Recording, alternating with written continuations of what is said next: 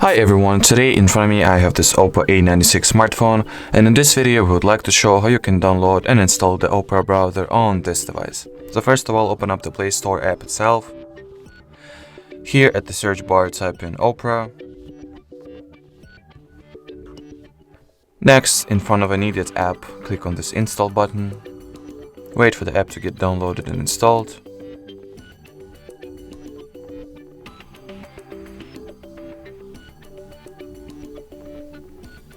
Alright, so now all that it's left to do is to open the app itself and set up some first launch stuff.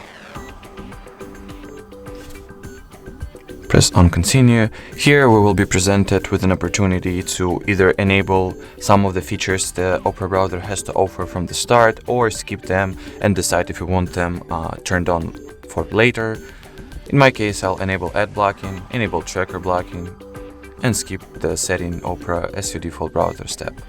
Here click on allow and we are all set. Alright, so that was it for this video. If you found this tutorial helpful, don't forget to leave a like and subscribe to our channel. Bye bye!